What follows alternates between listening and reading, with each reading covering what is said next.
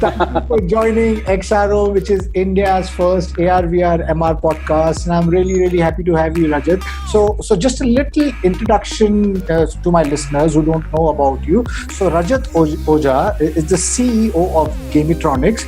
He's been pioneering VR, AR, iGaming, and the video game industry since 2006. He's also the founder of the Awesome Game Studios, Tags, which is one of the few studios in India which has worked on AAA games. And besides that, he also has a podcast. Rajat, welcome to XRM Podcast.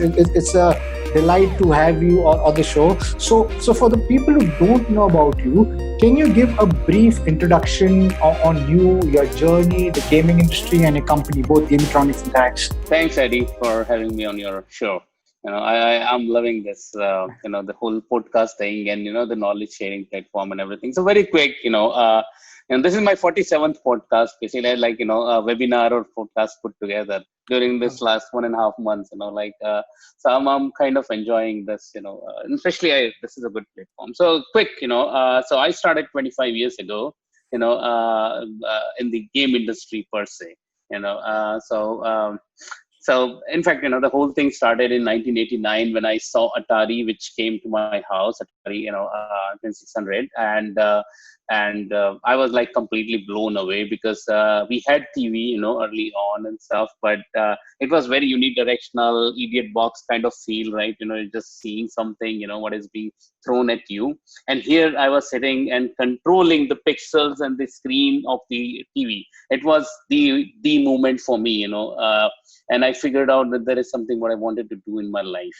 and well, I was like 14 years old back then. I was completely tempted, and I wanted to understand and learn that, and that's one of the reason I didn't, I was you know like triggered to actually be a doctor, Wow. mentally that's what my family, wanted me to do, but I wanted to do something else, and that's the reason. So I did not, become an engineer and figure out what to do. I knew what to do, and that's why I joined engineering, kind of thing, and I started learning. So even when I was hunting everywhere, so I a book or something, because that time internet was not there. I'm talking about 1991. So there was absolutely no book and everything. So I was hunting, and I found one single book. You know, uh, Making video game or something. It was by BPB publication, age old. Publication in Delhi, Ansari Nagar. This thing. It had a floppy disk. 1.44 MB. Floppy disk, which had C++ code about one single game of platform. How you can actually make that and something like that. So I understood. I tried to focus a lot on that, and I figured out, okay, this is how people do it. I don't know, but at least I could control and do few things and stuff. So I oriented my entire engineering towards making a game. Like right from the beginning till the end. And when my college guys were making the banking softwares and all those kind of things, I decided that my college project, the final year project, will be a game, and hence I made a game called Sea Dogs, which was not done in C++ though. It was done in Pascal, So I kind of, I saw a game called Epic Jazz Jackrabbit back in those days, and that was an amazing game, high speed game, and I loved it. And I played Doom. So but Doom I figured out that I could not do. It was too complex for me, and Doom is like I'm still wearing, Doom T-shirt. I'm a fanboy. So the thing is that that game, like affected me, and like this is the kind of game I'm gonna make and all that. And then so I created CDOS, which had a lot of influence of Doom, but it was done in Pascal. Pascal was the one which was used for the Jazz Jackrabbit, and I made that game, launched it on Earnet because internet was still not a thing. So Earnet was Education Research Network, which was connected all the universities, colleges, and all the research related things and stuff. And 70,000 people actually downloaded that across the globe, and I got amazing response from them. IBM picked me up and put Wow. me in their media segment where I was working on AI. And that I did for a long time with IBM, and we were actually working on some of the biggest projects, which I don't know still I or can I not talk about those, but yeah, some of the big games during 1997, 98, 99 you played had AI, which was completely the entire work was done by IBM for them. You know, yeah. So So that happened. Then I joined Toshiba again in the gaming division of Toshiba. I became the global technology director there. And I'm sorry. So I did pretty much on the early days of N-tier thing and stuff like that. Like multiplayer, and then after that did a lot of stuff in the real money gambling thing, but actual like slot machines and the blackjacks, and so that's how the iGaming thing comes. And I'm still the advisor in the Samsung Harman Group and the BNG segment, and so I'm like still connected to the iGaming side, and then worked a lot on simulations, where we were using all the game technologies, but for real purposes like the defense and mining and stuff and all that. So we were using Unreal too early. We started pretty early in that, and built so far like and then floated my own company. I worked in US, Europe, and India. So in Belgium, especially in Europe and in India.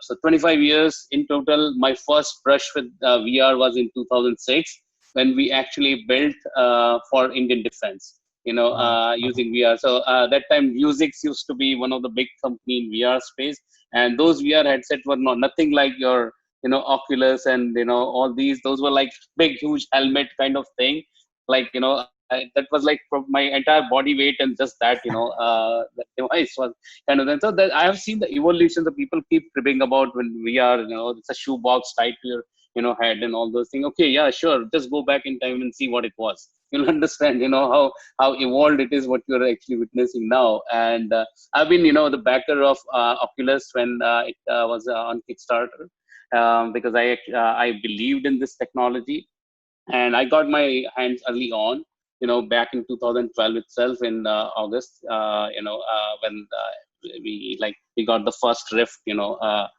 dev kit, in a way, dev version and all that. So yeah, 45 games in total released. India's first PlayStation 3 global title, which reached top 10, charts, released number 1 on mobile, number 1 on Alexa and Google Home also. Wow. So we have not left any platform, and right now also we are the company which actually has, we can release games on every single platform. So we have the development license and this thing, for releasing on Xbox, Nintendos, and PlayStations and all possible devices. So that's what we are working on. We released a VR game for masses called Darts, which did pretty good. It for a month it remained, the best in VR category on Vive Port, and it was released on Oculus and Vive both. And we are releasing another title which is going to be on Vive and Oculus and PlayStation VR also at the same time. And then we work with a lot of arcades globally. Right now also, I just like you I invested in a company called Jadoos, which does the virtual reality arcades all across. Their model is tier 2, tier 3 town.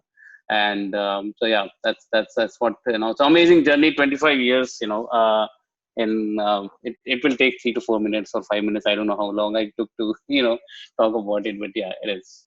It's been amazing. Yeah. Lovely, Rajat. I mean, yes, I think, listening to you, I could feel the passion. See the graph of how you have been through it. You've stuck to it, and 45 games, you said, right? And I can see the passion. It's coming through, and I guess that's the core of all great entrepreneurs, right? If they are at it on an everyday basis and they keep on pushing at it, I think mountains can fall, because that's what. Absolutely.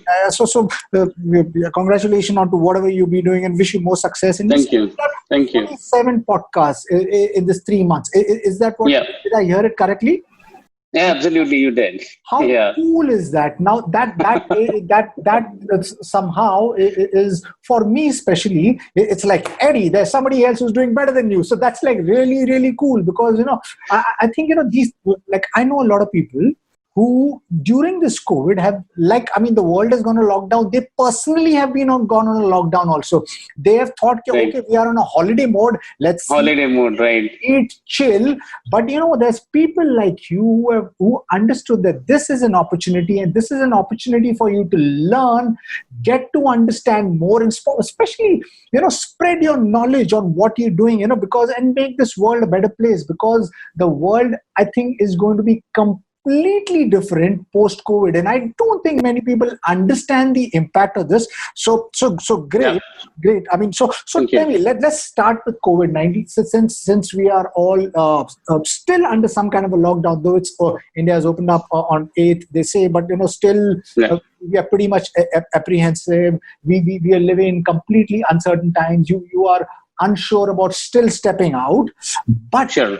on the other side, there is this gaming industry, there is this streaming industry, which has seen a complete upsurge, Unprecedented growth. Yeah. right? Yeah. So let's start with that. Can you talk a little bit more about that? Sure, absolutely. So let's start with VR because that's our focus. Right, We can right, actually talk about the entire game industry in general. So right. April alone, just the month of April, industry actually added 950,000, 950,000 new VR headsets. Which is a big number considering VR was touted as it's going nowhere, kind of thing, right? And you have to give it to Half-Life Alex, which Right. came, Yes. and so I keep calling Hello Movement for VR. If you know what is Hello Movement, like when Xbox was launched against PlayStation 2, nobody was buying in a way. Then Hello came and changed the complete life of Xbox. People were queuing up to buy that. So the Half-Life Alex became pretty much like that. And then all these numbers, what I'm telling you, 90,000 is largely, on the Steam. And of course, Steam is the, a direct good platform to understand where the trend is going, right? Even Oculus Quest, if you see, it was like 3% market share. Now it's got 6% market share. Just in April alone, it actually surged, overall, right? So the thing is that, overall, Half-Life Alex is reaching a million plus mark, which is a big number for this thing, in fact, there had been two great funding which happened during this lockdown time and for VR based companies. One is the Reality Virtual, right? New Zealand based company. They got Epic Grant, which is pretty decent sized, and then at the same time, Wave recently got funded, right? So they Yes. have Yes. this, what for $30 million. Imagine, wow. And that happened during this COVID time. So people say COVID time, it's very difficult to does the company do due diligence, and even I understand that, but it happened. So let's give it to that. Other part, if you've been following what is happening on Twitch, right? And the numbers are just going crazy. Servers are actually, for, like Epic, when they released GTA during this lockdown, this the server completely got crashed. There was like, people queuing up. Even in India, if you see the unprecedented growth of Ludo King, what happened during this time, right? Fortnite had an event within their, game, Travis Scott concert, which was watched by 12 million people. And, like imagine like 12 million people joining in a concert. Like we both have been part of bands and stuff. How cool is that again, right? So that's like, so the game is during this COVID time, the game is not just used as a game, it actually used for it is providing platform for other things also, which is great.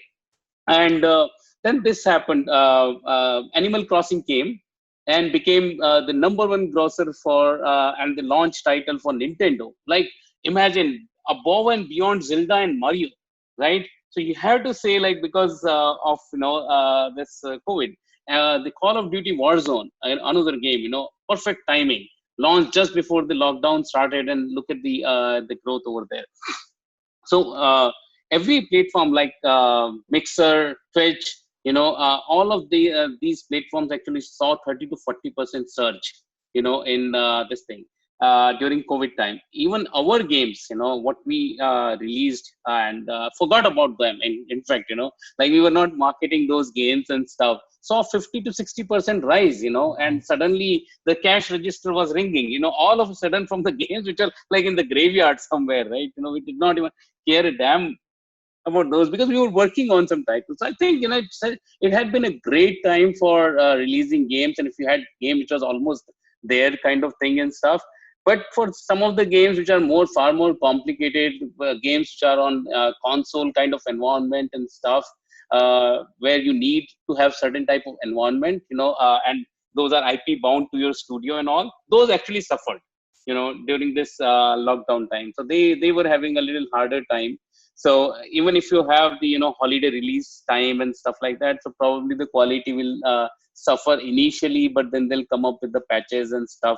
So I think even Ludo King, I think they clocked 100 million MAUs or something like that, monthly active user or something. So it's a crazy number. Whatever happened during this time, even 5G enabled virtual reality headset started showing up during this time. And so I guess the surge was real. At the people who had games, they actually definitely made decent amount of download or money, whatever they were going after. And my biggest plus point during this COVID time is that it gave a platform to many other activities and validated the game industry that it's just not for this thing. It is actually a perfect social platform where you can come, socialize, hang out, and chill with your friends, And in fact, one of the thing, which happened was that Fortnite party mode was launched, right? So you don't go gun blazing and you don't compete against anyone. You just go and hang out with your friends and people and all that. This is amazing, It's a validation that we are bringing people closer, in games and video games. So it's amazing. Lovely. Yeah. So I mean, yeah, being invested in the AR VR space since 2016, I'm super excited about it. And I know somehow COVID-19 has not just accelerated AR VR in the gaming and the streaming sector, it's also accelerated everything which is frontier technology, whether absolutely. Whether it's AR, VR, MR, or it's whether your automated vehicles, drones. People are actually talking about contactless delivery and things like that. So whatever was on a creeping mechanism has somehow got this natural push by this natural disaster. So I'm pretty much excited, but somehow I'm still taking a very cautious approach because I feel that maybe this could be a catch-22 situation. What I mean by that is, see, I do know that suddenly there's this cool upsurge which has been seen, right? Which I think I'm personally very excited about because I've been invested in the space. But this COVID-19 could, maybe I'm wrong, but could make those people hold on to their wallets in the near future. Maybe they've opened up because the way things are going on, we don't really know about the future. Maybe maybe that could be one thing. And for VR, I am so excited about what virtual reality can do. It is just opening up. People are just understanding its potential, its use cases, not just in gaming, in media, in enterprise, healthcare, education. It's all transformed. But I do also understand that till now, it's still only enterprise ready. What I mean by that is just, there are people with big bucks can put in, go ahead and buy a VR headset. It's still not consumer friendly. It's still not consumer ready because I do know that, eventually your 2D platform, your 2D medium is going to die out and it's going to make way for your 3D platform, which is going to be VR, it's going to be spatial computing. But I see that we are still a little far away from that because the hardware is still not there. 5G is still not come in. And there's got to be a compelling story for adoption. People say that Apple is going to come in, bring in their AR headset, and there's going to be mass adoption. I say, what the fuck are you talking about? I mean, who wants to buy? I mean, who wants a glasses?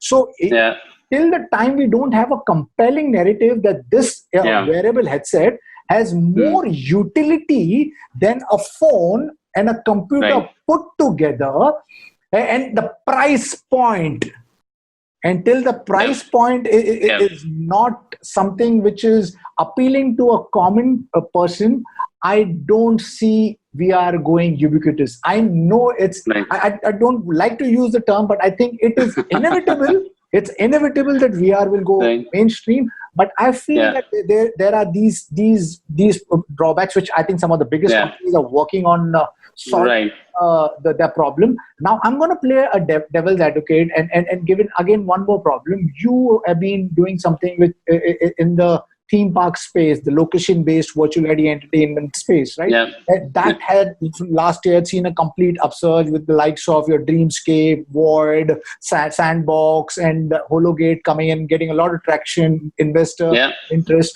Zero latency launched over here. Yeah. But Yeah. do you think COVID will have some kind of impact on the LBVREs globally and in Sure. India?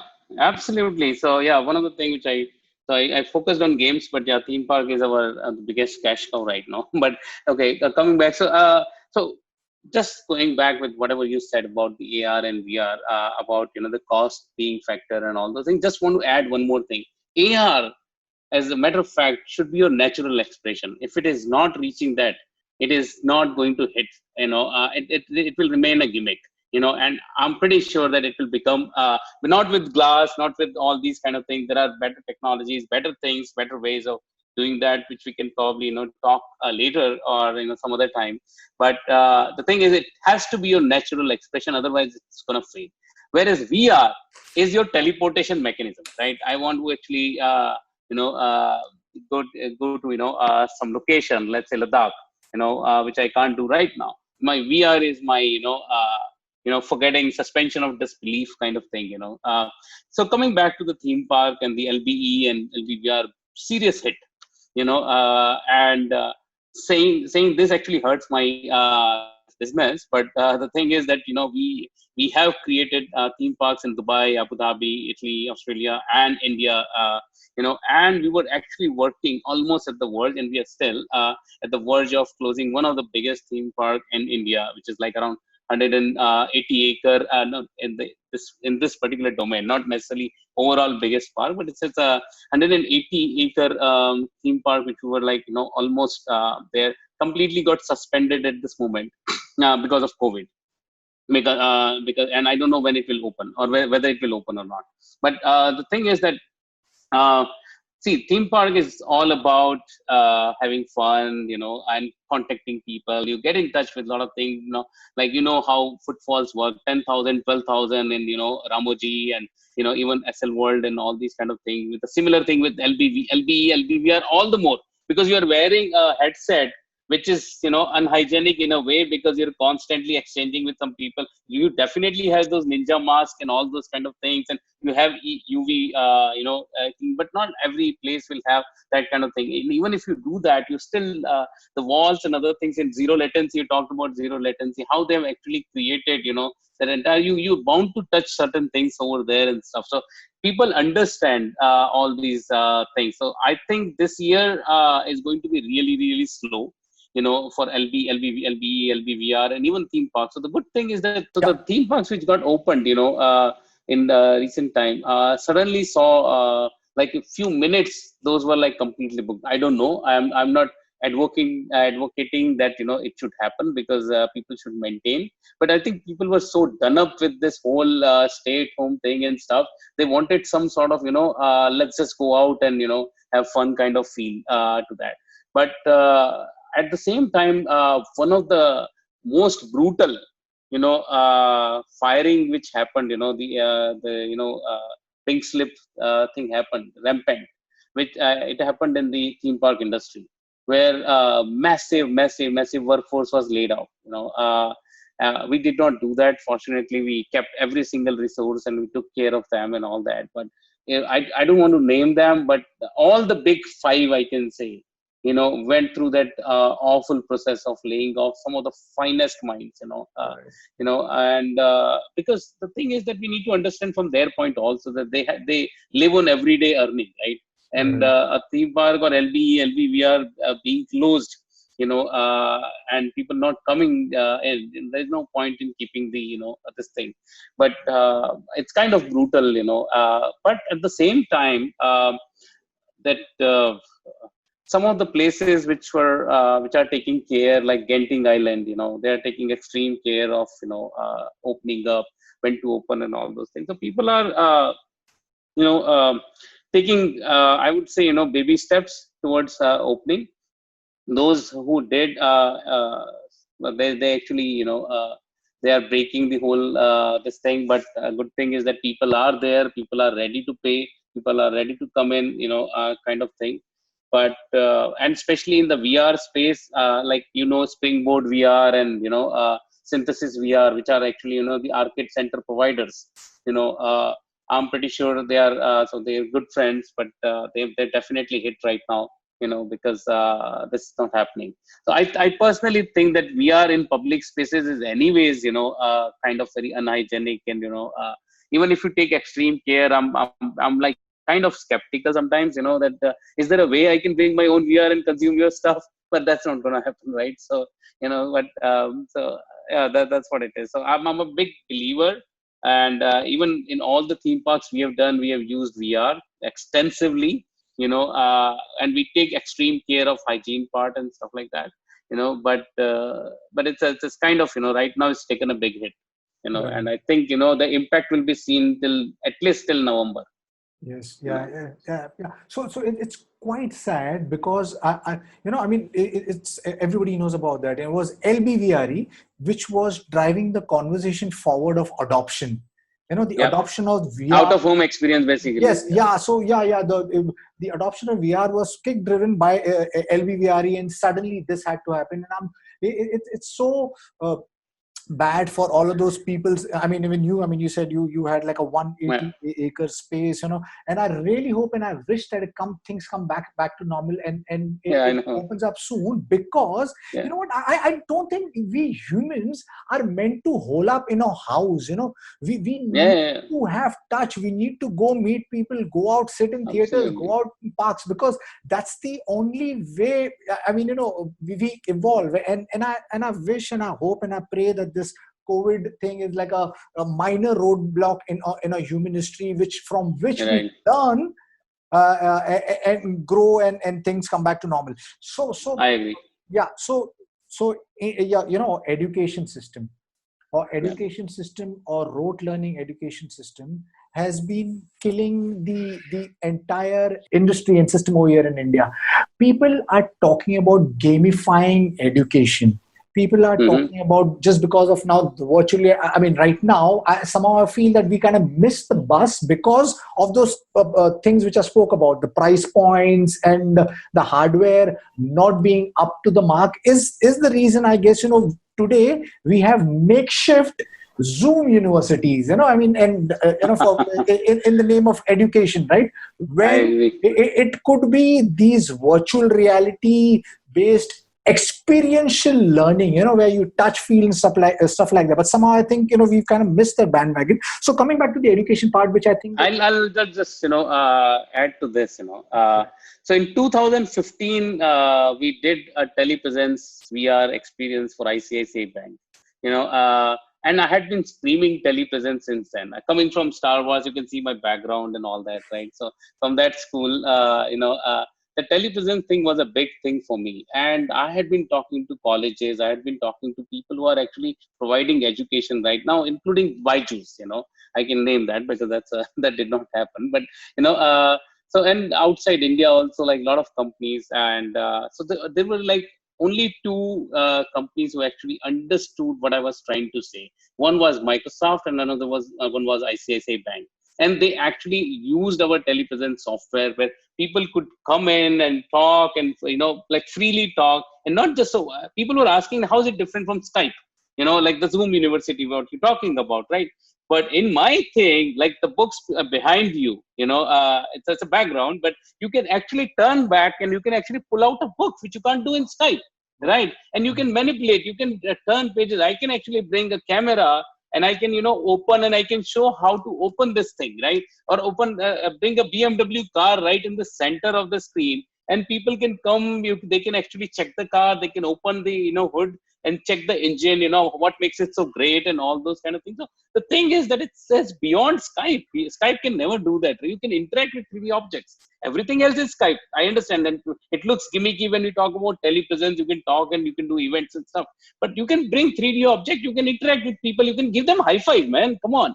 That's my virtual touch, right? So that's I think this is the time. In fact, a lot of people are reaching out to us for that, which is a good thing. But I think if we would have included that thing in education and all, I could literally bring a prism and I could actually throw a light and I could show how prism works. There is no other way, you can do that, right? I can bring any object. You want to see, like, how the human heart works? I'll bring a heart to your screen. I can rip it apart, and I can show the blood stream that this is how this thing works. And you can actually you can interact with that, you can play with that. And that's the beauty of VR.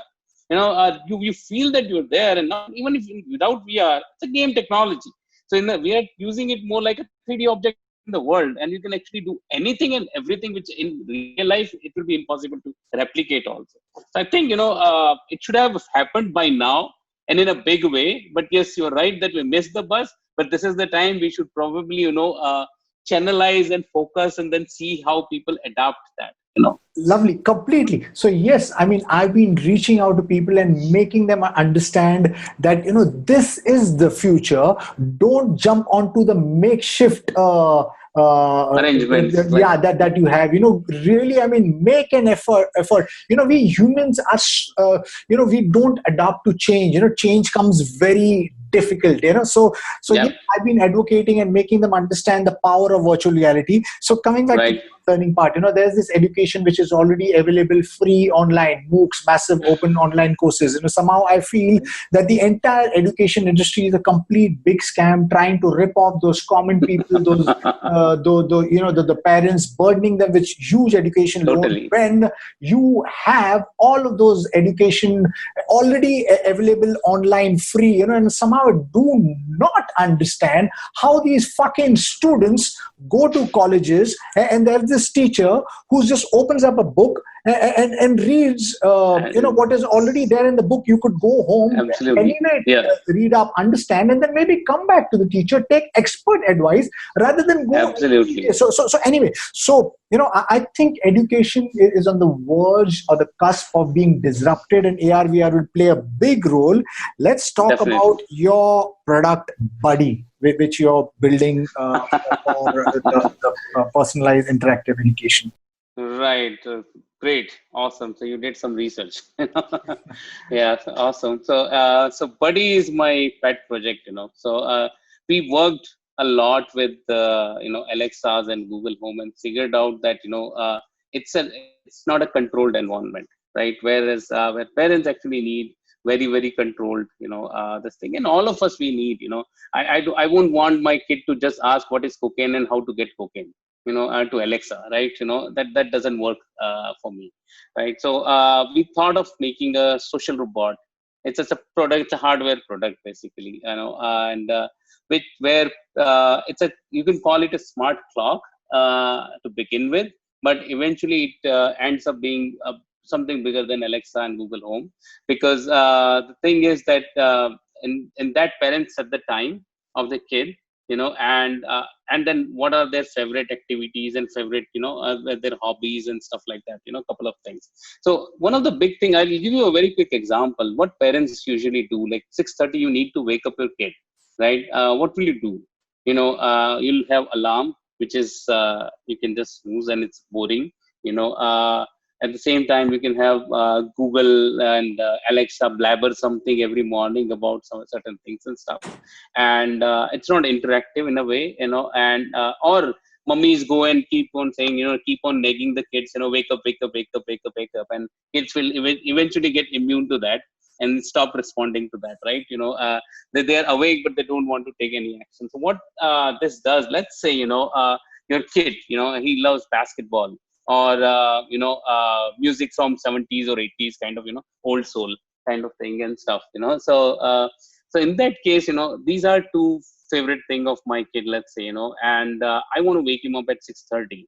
So my buddy will start saying at 6:30, hey Arnie, you know what happened yesterday with in the match with like the Golden Warriors versus the Lakers, and generally you are passively awake anyways, and it's kind of interactive. Hey, so Arnie wakes up and just asks Buddy, oh, wait, tell me what happens.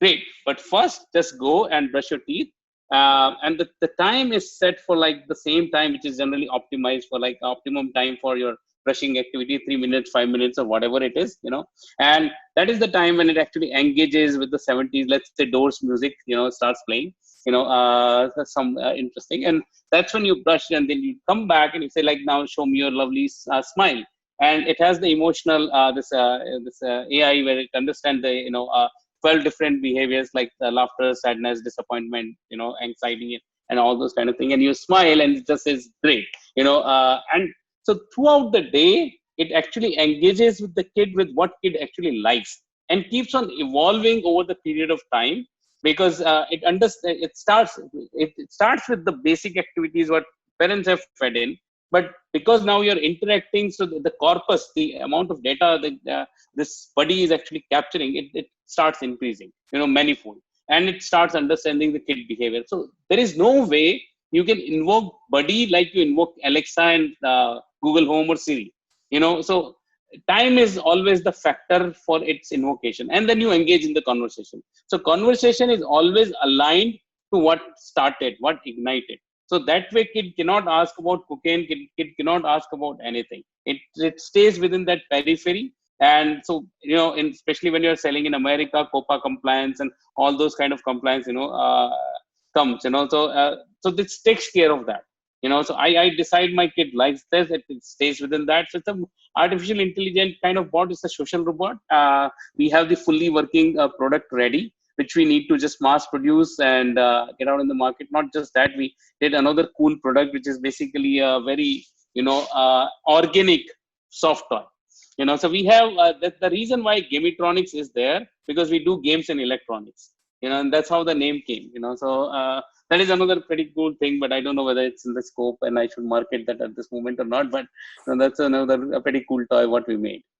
Lovely, lovely. So I am personally super excited about this product that you're talking about, Buddy, because it could just go and revolutionize the future of education or social Absolutely. interaction, right? Absolutely. So yeah. I wish you the very best of it, and I think you've got a great product. And when do you plan to launch that, and what would be like the rough price point of that? Because you know what, when I always kind of, I have a 5-year-old boy, and I have this conversation with my wife, and I keep on telling him that the time, in another, when he's growing up in another 5 years, he will have more of these automated friends, these AI bots will be their friends, rather than your actual human being, so yes, please tell me about the price points and the availability. Yeah, so interesting. Good that you touched upon that. So we were actually planning to release in August, but I think we need to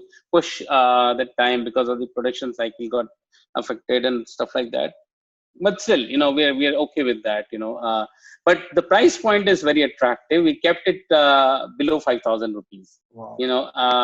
So because I know that most of the people have Alexas and home and all the things. Initial push will be that, how are you different, right? And I want people to experience, and that's the reason. So we are coming with screenless version and with screen version both, and with this is the screenless price with screen pricing, which is below 5,000, and screenless will be far more cheaper than that. So good thing about the screen product is that you can actually play all the educational video, like even the basic videos, how to brush your teeth, right? How to floss, right?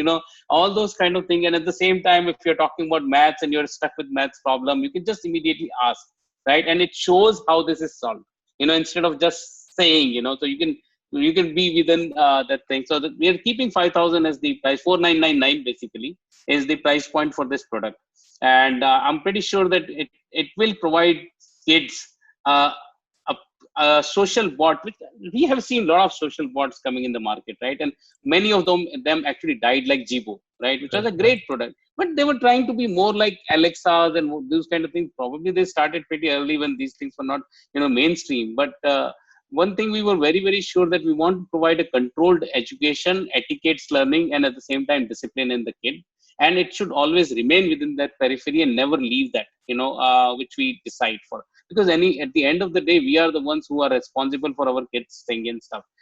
So I think this is one of the reason we stick to this price, and I guess it will fly really, really well with.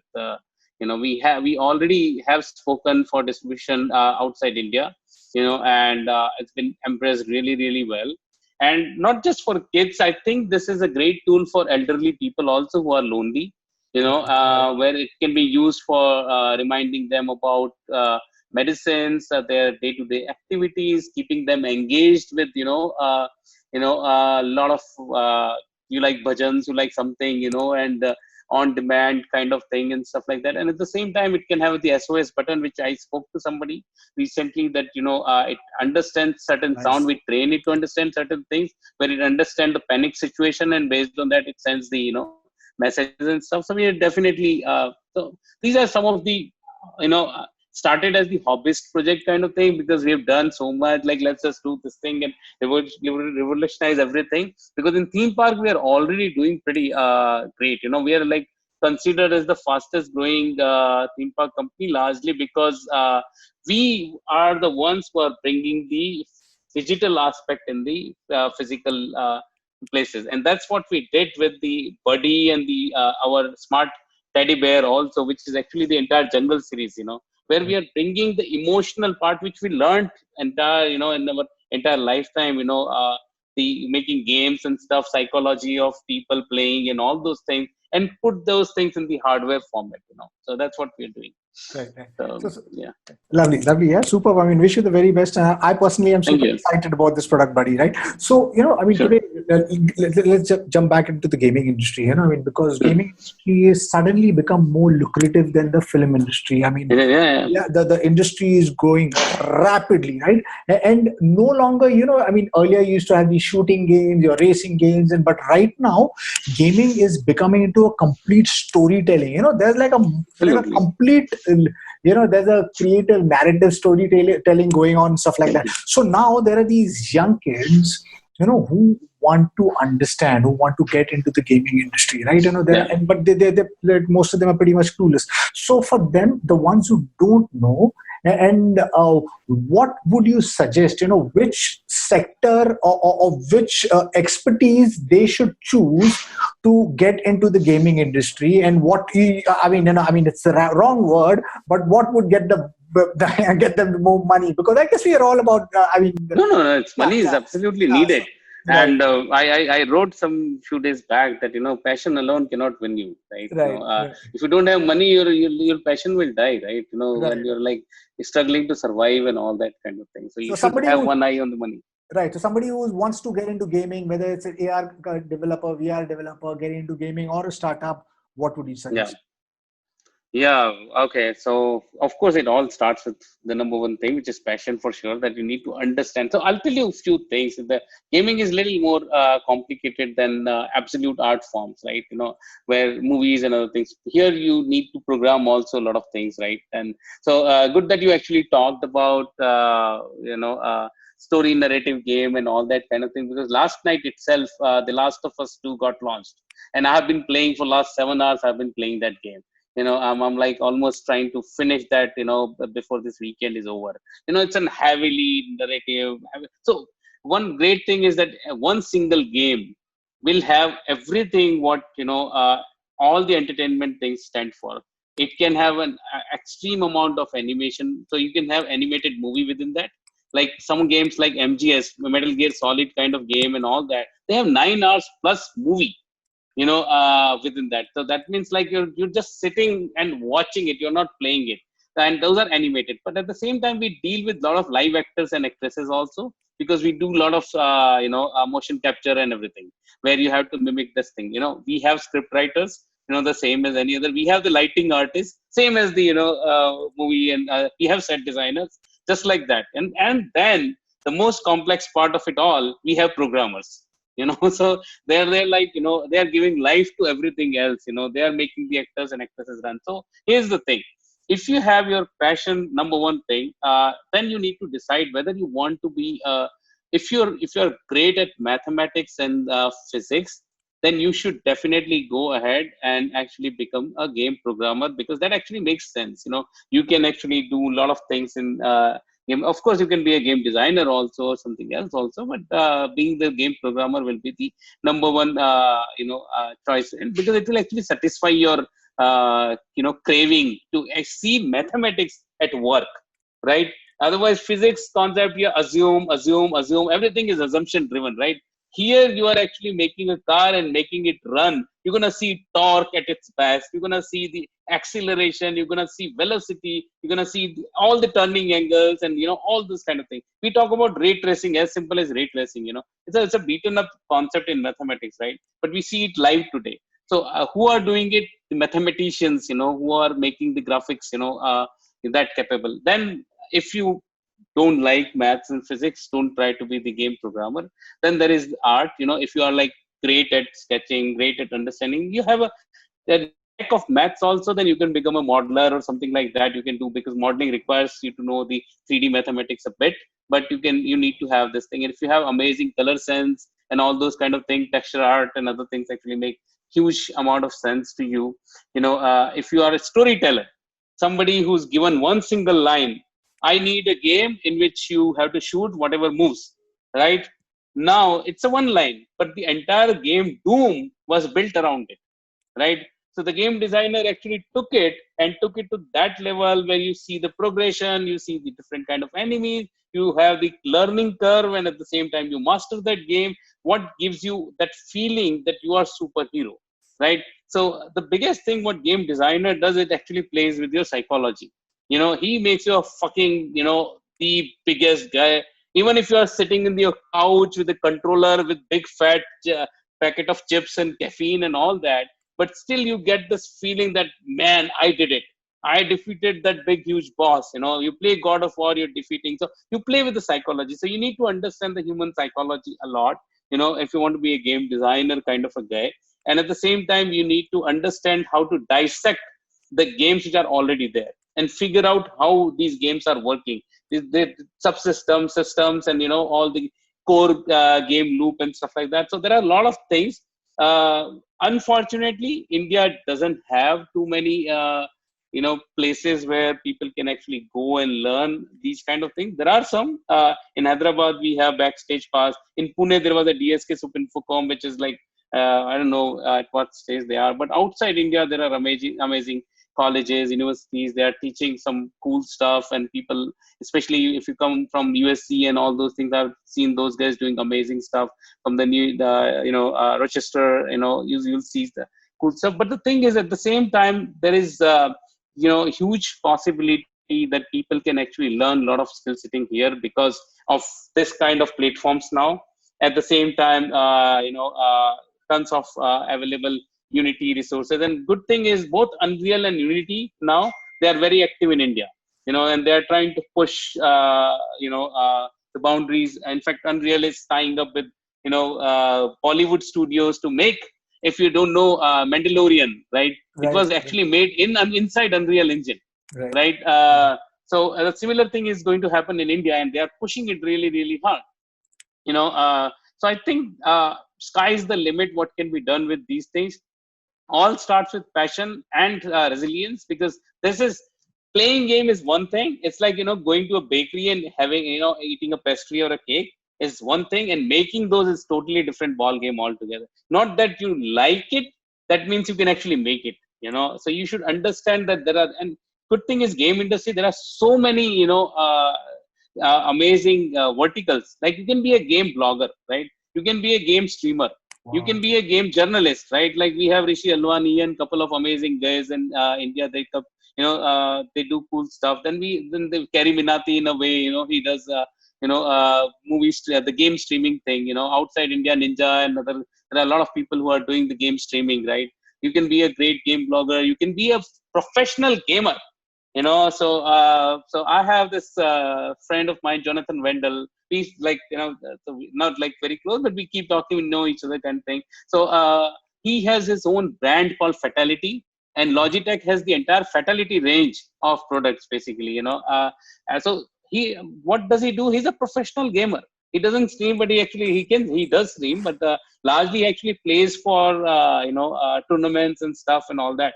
Big time Quack and other players stuff. So there are options. So where do you begin? You begin with this type of passion. You figure out what you're good at and orient yourself. Like in our times, there was absolutely nothing, but we had college which could teach us to be aligned and focused kind of thing, and provided us the resources. Rest is up to us. There was absolutely not even my professor could actually understand what I was saying. But they knew how to solve the problem, and they were available kind of thing. So they gave me some ideas and stuff. But I figured out because I wanted to do that. And if you're an artist, then there are so many institutes, colleges in India. But you need to understand and learn one thing, that if you want to be a game artist and stuff, focus on that. Don't be just an artist, or just don't be just an animator, because game animation and the movie animations are very different. And we have every single time we get from movie industry, we get animators this thing, we actually have a hard time understanding, talking to each other kind of thing, because it's so different. Because here we are controlling animation. In movies, we are actually, animation is already controlled, rendered, and given to you kind of thing. It's a different ball game altogether. So be focused, dissect a lot of games, understand how they are working, and write your own kind of processes and stuff. And I think and if you're okay, then figure out good colleges who can actually. The good thing what happens with these institutes and colleges, even if they don't teach you a lot, because there has not been done a lot in India anyways, right? So there are some good examples and stuff, but the thing is that you get a platform where you are actually always around like-minded people, right? Right. So you like game, I like game, this guy likes games, and this guy likes game, and we get together and we talk games. Like today, I've been talking to. We have this game industry collective new Facebook group which was launched like a couple of weeks back only. Already have 13,000 plus people, and yeah, so it's all like people who are working in the industry kind of thing. We're exchanging ideas. We're talking about The Last of Us. How are you finding? And all the discussion is happening. Similarly, this kind of discussion happens. So it gives you a platform where you discuss, you talk about games, you explore what is the potential, you go beyond and above, and you give your viewpoints, how it can be better, how it can be worse, and like all those kind of things, what worked, what did not work for certain games. Like I played 4 games which were part of the Steam festival, which is happening right now. And these 4 games are basically the Indian 4 games. And I like the game Bonfire too. It's a pretty interesting game. That's a game I spent most of the time in. I am pretty sure these guys learned everything here in India with being around, people, and attend all the shows, all the events. Like we have this India Game Developer Conference. Take some time out, go there, interact with people. Great thing about this industry in general. I'm not too sure about India's scheme of thing, because it's but yeah, it's still there. Is that knowledge is available. People are very approachable. You can go, you can talk. They'll give you secret sauce. Most of them. Some of them became very investor centric and investor savvy. They will not talk much, and they'll just talk what investors probably are. Because they're always looking and they're trying to this thing. We are not there, so we can just openly bash anyone. We can be vocal. We can just say that your in-app purchase system sucks. I hate mobile game which keeps on throwing advertisements all along all the time. I don't think playing Ludo King actually makes you a gamer, but yes, it's a game. You're playing it, so we can go and say that. But at the same time, we encourage a lot of healthy discussion, and that's one of the reason I started this. My own podcast, which was this positive chilled out video game Positive industry COVID. discussion. Positive COVID, so yeah, that's so chilled out video game industry discussion largely because I have very good friends in the industry, and why not, bring them on a platform and let them talk about, what worked, what did not work, and always figure out what is positive. Even in the worst case scenario, when we think that everything is going wrong, there's always one positive thing, and you need to just figure out that, and that is good enough to make you live for next 10 years.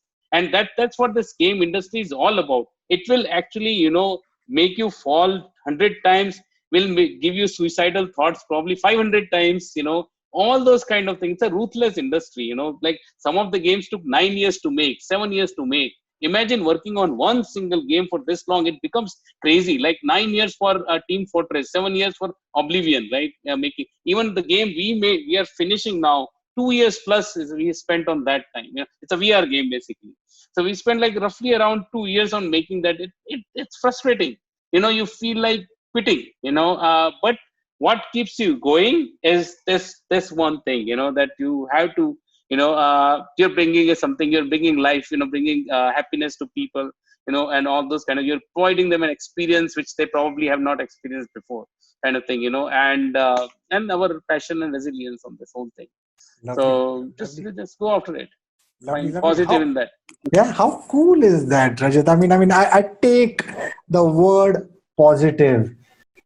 Because I think in this trying times, we need that word the most. I think we humans Absolutely. are resilient, and we can Yeah. face anything if we don't give up. Yeah. If Yeah. you give up, it's all over. You need to keep on pushing at it. That the story, where this ant, he's trying to climb the wall, he falls down, he climbs the wall, he falls down, and he's not Right.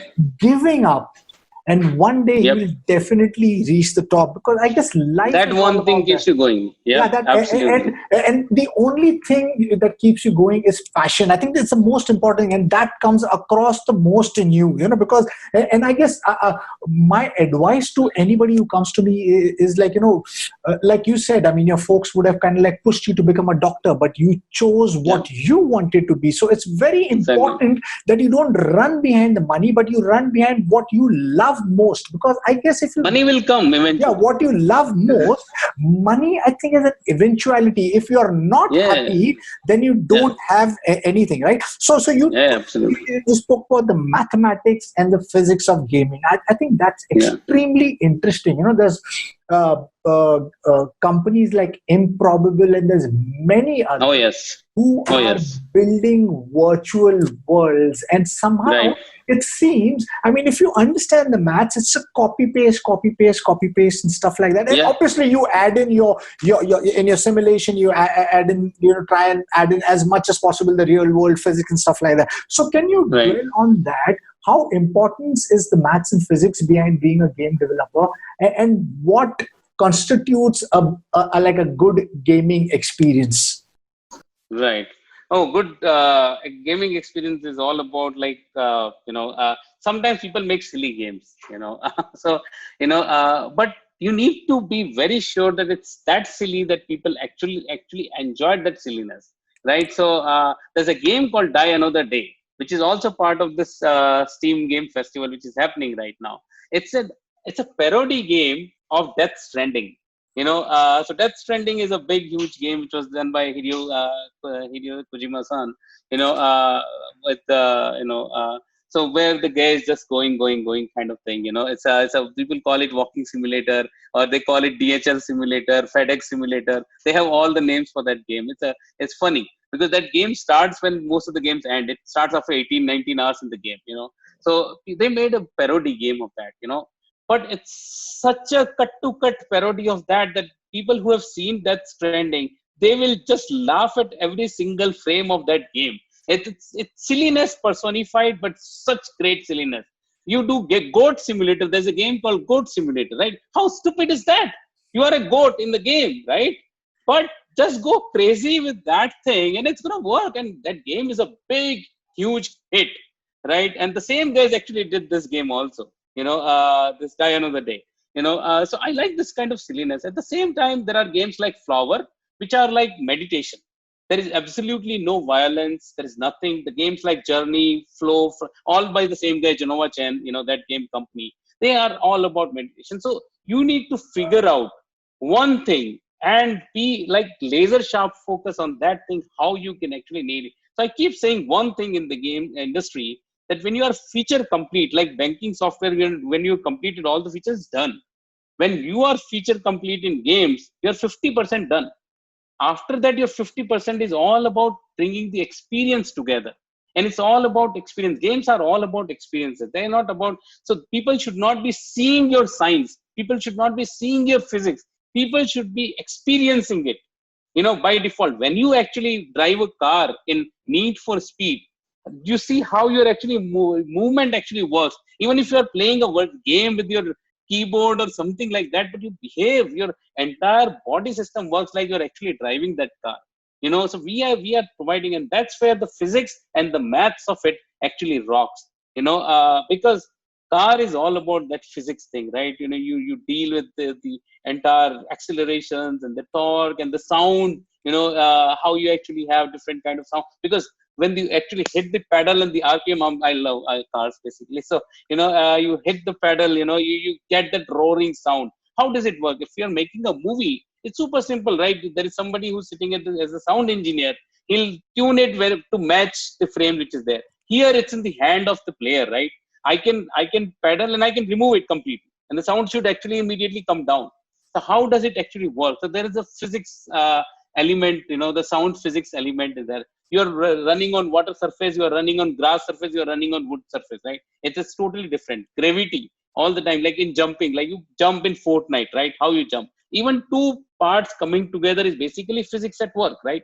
Because we are dealing with the collision, this thing, there are bounding volume. When you hit this guy, whatever distance you are hitting and with what gun, what is the impact area, whether you are using collision system or you're using the raycast mechanism or this thing is up to what physics guys have provided.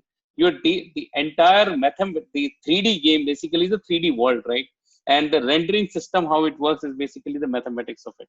We keep on talking about normals, right? Normal is a tried and tested, like even a professor who's like 90 years old can actually explain you normals. He can actually explain you all the basic principle of how the ray tracing and other things work, right? So how these 3D objects, everything is polygon, right? What we are seeing, over there basically, and that's a mathematic, mathematical shapes, and that's what we deal with. When you see a cool character Kratos, you see Master Chief, but for us those are polygons, nothing more than that. So there is the math side, where we're bringing. So good thing is that understanding maths and the technology behind can actually so I'll give you one very interesting anecdote about the Call of Duty, right? When Call of Duty moved to the newer generation, when the Black Ops and all these started happening, they had lesser polygon, the lesser tries than the Call of Duty 1 and 2, and still they looked far more realistic than the previous generation, because they understood the the newer level of texturing techniques, which is again driven by the maths basically. How do you apply different textures, how do you make it look cooler? So they actually focused more on the textures and less on the poly, and that's why they, even though lesser polygons, still better quality of the product. And that's something what people over the period of time learned. Like you see real time ray tracing now, it's nothing but maths at work. So you're seeing maths, you're witnessing maths, which you will probably in real life, you go out, HDR is happening right in front of you. Do you care a damn whether HDR is happening or not? You see reflection, you see refraction, you see shadows. Do you care a damn about that? But passively you register everything. Imagine somebody is walking with absolutely no shadow, right? You'll freak out, right? When in the broad daylight, you'll freak out. But for us, we just do it, and people realize and people understand that those things are there, and so we notice all those kind of things. So we make physics and math so integrated within the system that it gives you a real life kind of feeling. But at the same time, you can go absolutely crazy with games like Crazy Taxi, or even like Goat Simulator kind of thing, where it just flies off. There is a Shark Simulator which came recently. It's a man eater kind of thing, man hunter, I guess. So you just go crazy. You don't need to be, but for that you need to know exactly how you're going to implement physics. Physics is still there. You defy the number. It's like Rajnikant, right? You've decided that the bullet will come and that guy can still tilt and make it happen. So how do you manage that? Another thing which is important when you do combat game, and I was playing a combat game which is released, the demo is out by an Indian company, I don't want to name, but the combat system actually needs to be heavy duty, should run always on the higher frame rate. You can't match the same frame rate, and that is again the logic of how the mathematics is processing, how the rendering system by default is maths, working. Because when you do that, then only you will enjoy the combat, when it's running at 60 fps and all the things. Otherwise it looks kind of sluggish, and you feel like, okay, what the hell? Like if you're playing the Tekken, Street Fighter, Mortal Kombat kind of game, then you understand that heavy frame rate and all these things actually make. So I think without physics and maths, there is absolutely no chance in hell a game. Like even if you make a very basic Pac-Man game, or Arkanoid kind of game or something like that, maths is there. That you just can't. This is the I keep saying this, The games are basically applied engineering, applied mathematics, applied physics. You learn everything in your school and all that. Like imagine kids being taught about torque and acceleration and inertia and all those, the center of mass and all those kind of things using games. How cool that will be! The kids will immediately understand what the fuck you're talking about. Otherwise, there is no way you will understand. You'll keep on talking about all these, blabber, vague examples and stuff. The minute you actually take one car and another car going past it, and you say this is Doppler effect, it will say, oh, Doppler effect means the car goes away and the sound fades, and when it's coming closer, it fades in. So kind of thing, and they'll go, okay, this is Doppler effect. From here on, this effect is Doppler effect. Kids will understand in no time, but people are not using it. People are creating unnecessary YouTube video kind of with just some scale with the, and they call it augmented reality. He comes with some this kind of thing, and it's stupidity. It's basically just you know uh, yeah, whatever it is. Lovely, lovely. So yes, I mean, you pointed out we learn by experiences, and it's Exactly. only and only if we understand that and gamify things, make it interesting for students. Yeah, There is going to be a huge change in how we educate people. It'll get totally. more interesting. So my last Totally. question to you: Sure. artificial intelligence, Yep. how is that impacting the gaming industry? How is not just artificial intelligence, but how is augmented reality and virtual reality put together converging will take you into the future of narrative or the gaming? Narrative, yeah, yeah.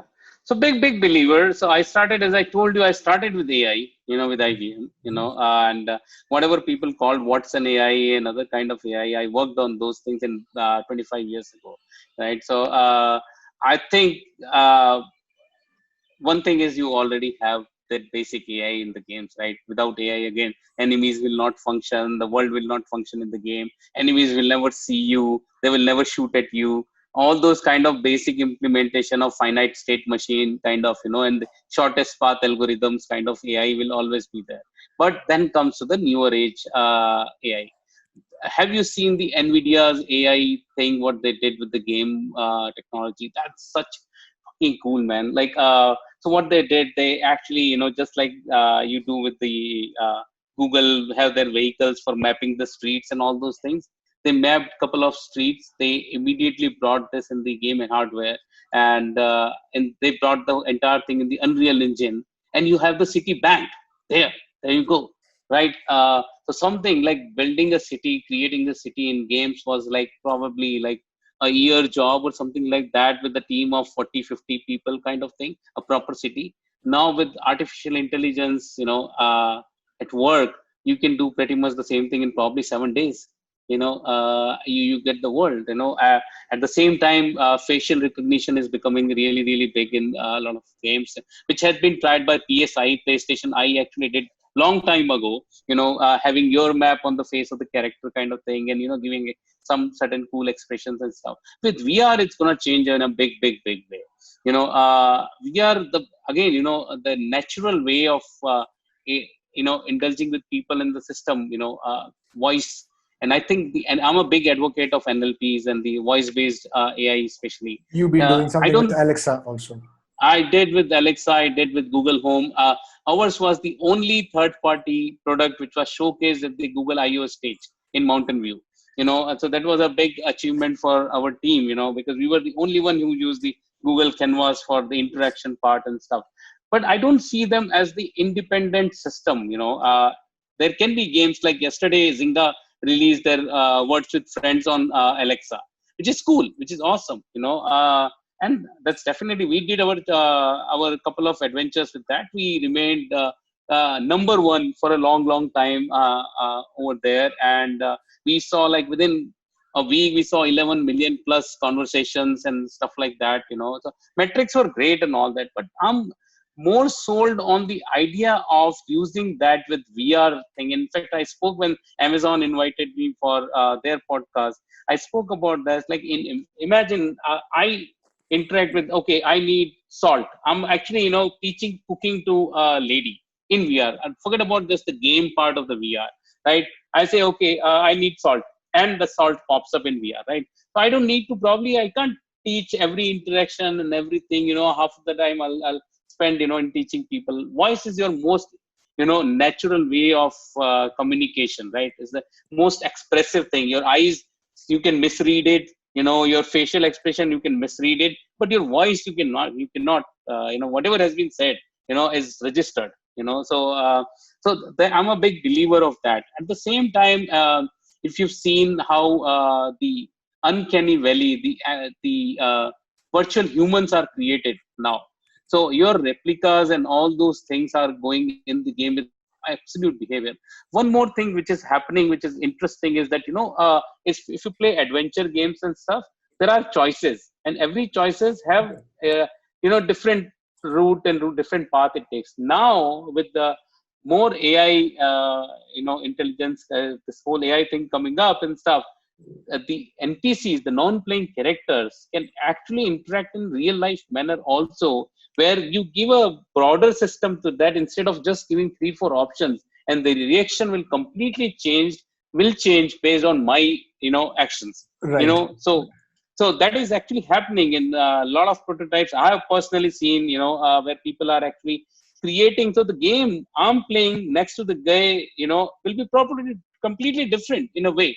And I haven't done much of the work. I've just given more intelligence, more broader level of understanding to that character to react to my actions, right? So that is changing. Another thing which is changing, and which is the worst part, which people don't understand, is the QA of game. you know Imagine playing the same game over and over again for a year or 2 or 3. Like Cyberpunk, they delayed it further. There is a most anticipated game in a way, Cyberpunk 2077. They delayed it. Now they're saying November they will launch that. That was supposed to come in July. And this is not the first delay. This is like the fourth or fifth delay. And what they're focusing on is constant balancing the game, and constantly testing the game, right? Now imagine the plight of the guys who are playing this game for last 1-2 years, with the hope that it's going to get released and all that kind of thing. And what is their job? Their job is to find whether the game does not crash, whether then, of course, saying whether the game is fun to play, is it rightly balanced or not. And then there are a lot of visual things, which are there. AI can be trained to do all of these. AI can keep on playing my game, keep on coming with all the graphics anomalies, and can report to the exact frame number, which probably you can miss out with the human eye also sometimes. Can exactly, okay, there was a glitch over there on that wire which is lying there. There was a glitch. Now it's up to you whether you want to actually address that or not, is a different thing. Playing the same game over and over again by AI, not by a human, because it's kind of a mundane job. So AI will continue to play, whether it crashes, not crashes, where exactly it crashed, what it did to crash it. Super easy to get to know, right? So I think AI is actually affecting game in all the possible department, even in the game design also. There is one, in fact I forgot the name of the game, where they were using AI design game. So AI, they gave certain scenarios to the AI. I just हम बोलते हैं ना, राजा रानी, एक था राजा एक था Right. Rani, and there was a place called Mumbai Nagari, right? So you give Raja, Rani, Mumbai, Nagri, you decide on the main protagonist, and then you decide the antagonist, and then let AI give you permutation and combination of things and stuff like that, and keep on iterating, keep on adding layers to that. So it will happen.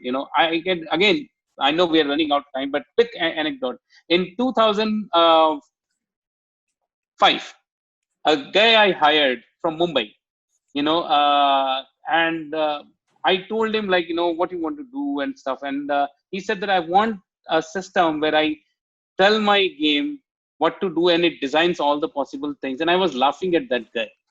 Even after coming from the AI background and stuff, I was literally today, It's that guy already, is, for yeah, me, is a visionary. yeah. I don't know what he's doing, how he's doing in his life and all that. But if you're listening, somehow you get to know. I do from Any Brain or some place in Mumbai. You are the fucking visionary. I was looking for.